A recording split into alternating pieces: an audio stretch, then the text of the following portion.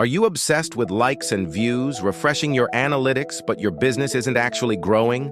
You're stuck chasing vanity metrics, and it's killing your progress. Here's a hard truth. The algorithm doesn't care about your follower count.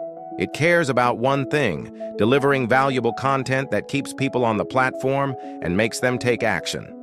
The numbers you've been taught to worship, likes, views, followers, they only become vanity when they don't lead to actual conversions. Your business doesn't run on likes. It runs on sales, clients, and real growth.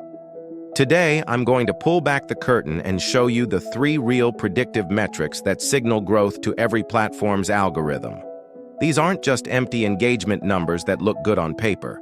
These are the metrics that move the needle for your business. Let's get into it. The first real metric, the foundation of everything, is completion rate. See, this is your first and most powerful signal to the algorithm that your content delivers on its promise. When someone watches your video all the way to the end or reads your entire post, you are screaming to the platform, "This content is valuable." High retention means people aren't just scrolling past. They're hooked. They're getting something worthwhile from what you created. This pattern is consistent across every single platform. YouTube wants videos that keep people on their site longer. Instagram wants reels that maintain high watch time. TikTok's entire model is built on prioritizing content that doesn't get skipped. When your completion rate hits a certain threshold, usually around 50% to 60% for most short-form content, and as high as you can get it for long-form, you trigger algorithmic distribution. The system sees your content as quality inventory that keeps users engaged, so it shows it to more people. But here's what most creators get wrong. Completion rate isn't just about holding attention. It indicates true content quality. If people are sticking around, it's because they're finding genuine value in what you're offering. They're not just passively consuming, they are actively receiving something worth their time.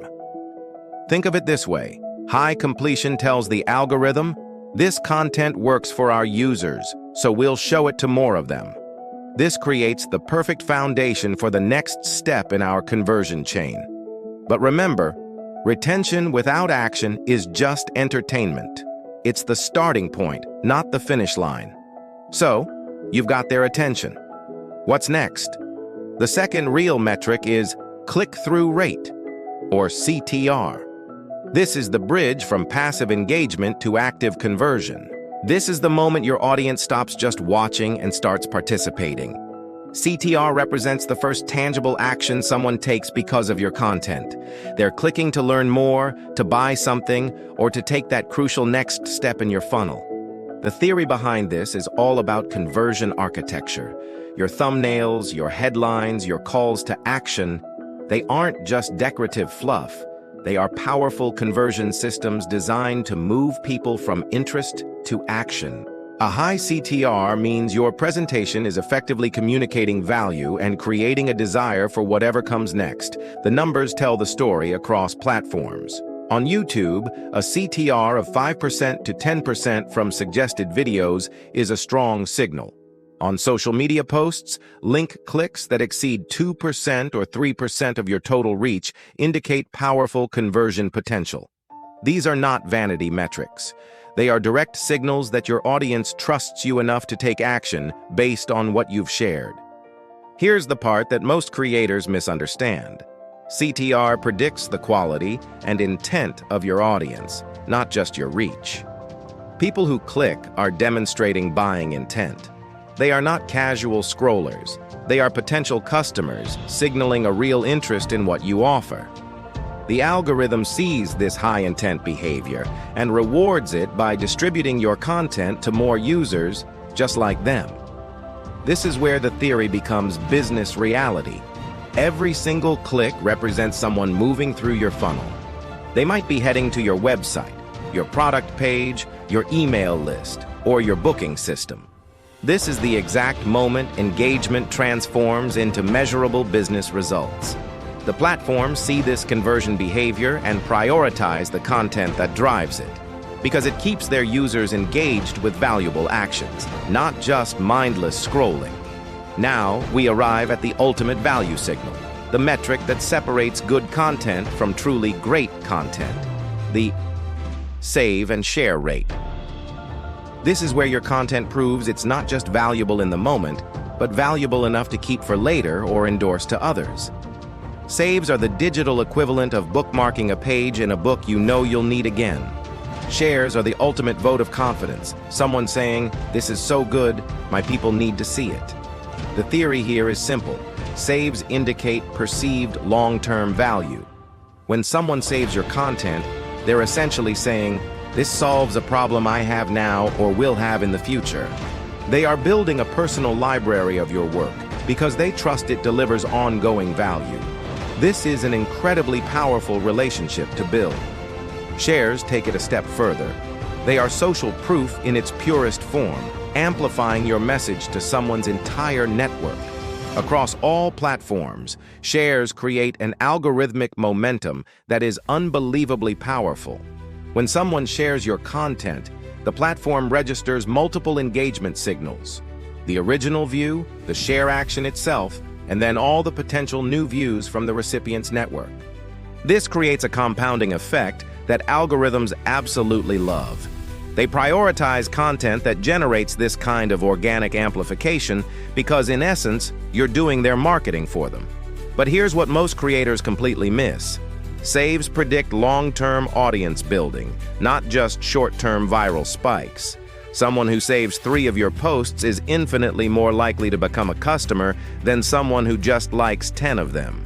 Saves indicate an intent to return, to implement, to eventually purchase. You're building a relationship with your content before they've even considered buying from you.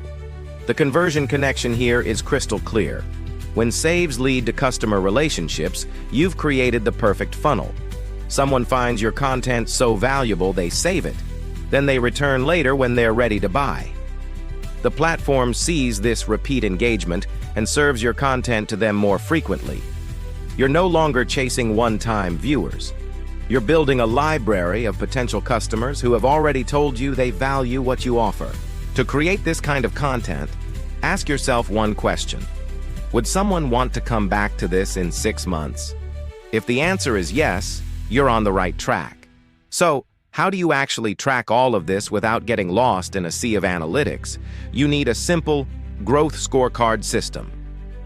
For every single piece of content you create, track these 3 universal numbers: completion rate, click-through rate, and save share rate. Stop getting distracted by platform-specific analytics and focus on these universal predictors of conversion. You can even set benchmarks based on what each platform's algorithm rewards. YouTube prioritizes high retention and CTR. Instagram loves saves and shares. TikTok looks for high completion and shares. But underneath it all, the pattern is identical. Content that keeps people engaged, makes them take action, and gets shared performs the best. Here's how you read your scorecard. When all 3 metrics are strong, you have massive conversion potential. When only 1 or 2 are working, you have vanity activity. High views with a low completion rate? That's just vanity. High completion but no clicks? That's just entertainment, not a business. High saves but low everything else? You've found a niche value, but it needs broader appeal to grow. Your growth forecasting framework becomes incredibly simple. Double down on the content that scores high across all 3 metrics. That is your conversion engine.